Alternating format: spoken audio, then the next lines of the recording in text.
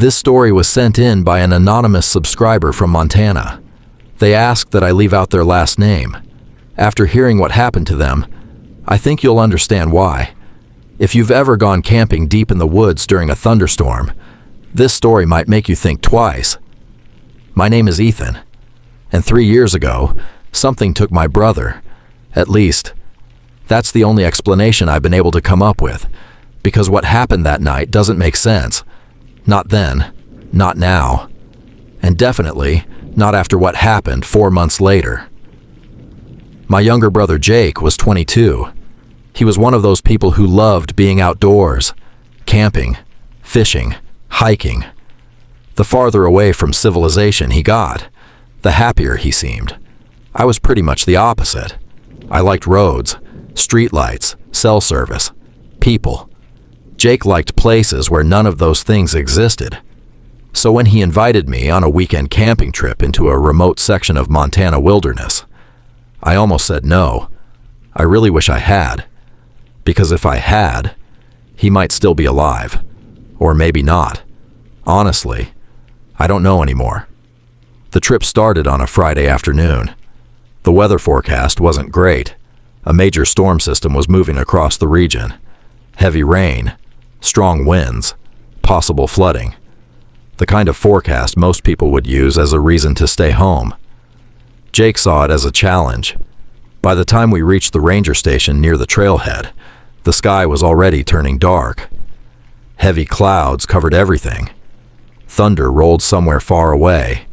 We checked in and grabbed a trail map. That's when something strange happened. The ranger looked at our route, then looked at us, then looked back at the route. His expression immediately changed. I remember him asking, "You're planning on camping here?" Jake nodded. The ranger stayed quiet for a moment. Then he said something weird, something I didn't think much about at the time.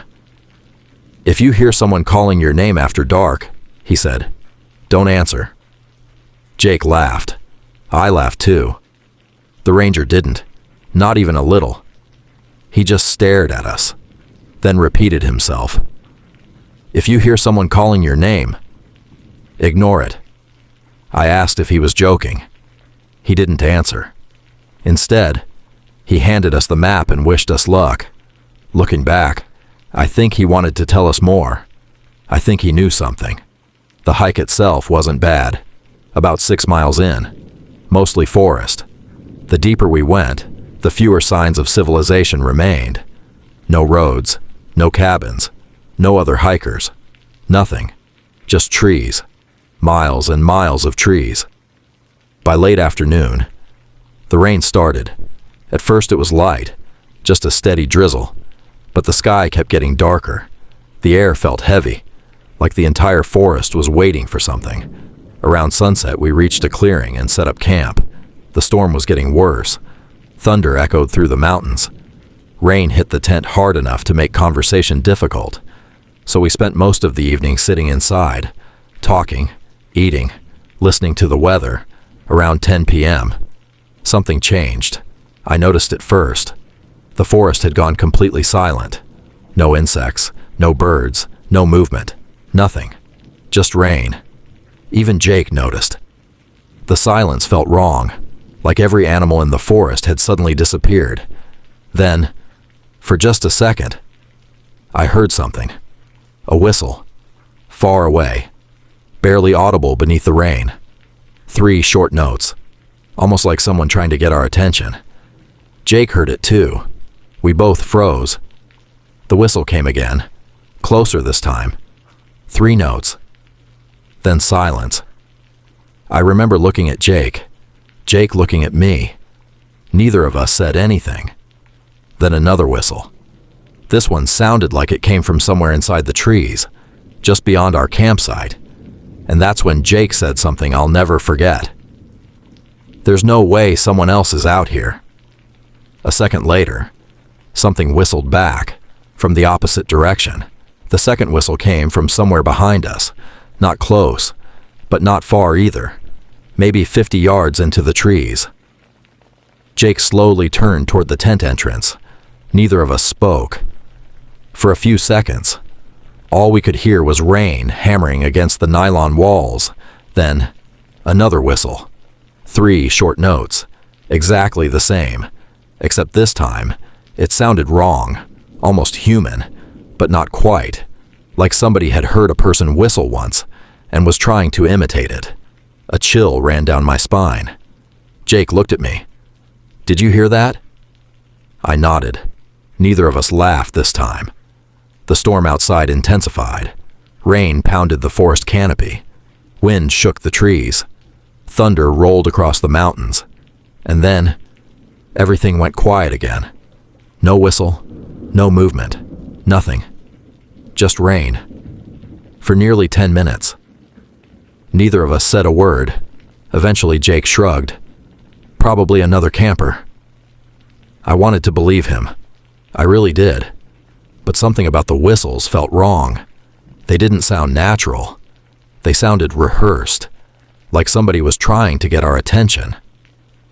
Around midnight, I finally drifted off. The next thing I remember was Jake grabbing my shoulder, hard. I opened my eyes. The tent was dark. The storm had gotten worse. Thunder rattled the ground beneath us. Jake looked terrified, not nervous, not concerned, terrified. I had never seen that look on his face before. He put a finger to his lips. "Listen." I held my breath. At first, I heard nothing. Then I heard it. Sound cue. Slow dragging movement through wet leaves. Scrape. Pause. Scrape. Pause. Scrape. The sound came from outside the tent, moving slowly around us. Not footsteps, not exactly. It sounded like something dragging itself through wet leaves, circle after circle, around the campsite. Slow, patient, deliberate. I checked my phone. 2:17 a.m. The dragging sound continued. Neither of us moved. Neither of us spoke. The thing kept circling. One lap, then another, like it was studying us, waiting. Lightning flashed. For a split second, the inside of the tent lit up bright white. And through the fabric, I saw a shadow, standing outside, motionless. My stomach dropped. The shadow was tall, way too tall. Its head reached higher than the tent itself. I blinked. Darkness returned. Jake saw it too. His breathing became shaky. "Tell me you saw that." I didn't answer, because I had. Another flash. The shadow was closer now, much closer, standing only a few feet from the tent. Completely still. No movement, no sound, just watching. Then darkness again. My heart felt like it was trying to punch through my chest. The dragging sound had stopped. Now there was only rain, and something else. Breathing, heavy breathing. Outside, slow, deep, almost curious. The thing began moving again, but not away from us, toward us. Sound cue, wet footsteps approaching. One step, pause, another step, pause, another. The tent wall suddenly pushed inward, not hard, just enough to show pressure from the outside, like somebody pressing a hand against it. Jake nearly jumped out of his skin. I froze. The pressure remained there for several seconds, then slowly moved upward, much higher than any normal person could reach. My blood turned cold, because whatever touched the tent was standing far taller than any human being. A massive crack of thunder exploded overhead, and for one brief second, the forest lit up. Not the tent, the forest, the entire tree line. And that's when we saw it, standing between the pines, maybe 30 yards away, maybe less. I don't know. The distance didn't matter, because what mattered was that it wasn't human. Its body looked wrong, unnaturally thin.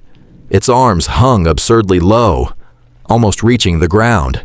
Its shoulders looked twisted, like they bent in directions they weren't supposed to. And its face, God, its face. I couldn't make out details, only the mouth, a long, pale grin, filled with shapes that looked like teeth, far too many teeth, far too large. The lightning vanished. Darkness swallowed everything again. Jake whispered something. so quietly I almost missed it. "Dude," his voice cracked. "Dude, that's not a person." Neither of us moved. Neither of us breathed. Outside, the rain continued. And then, from somewhere beyond the trees, came a voice. My voice. Perfectly, my voice. "Ethan." My entire body locked up. The voice came again. "Ethan." Jake looked at me. His face had gone completely white, because he knew what I knew.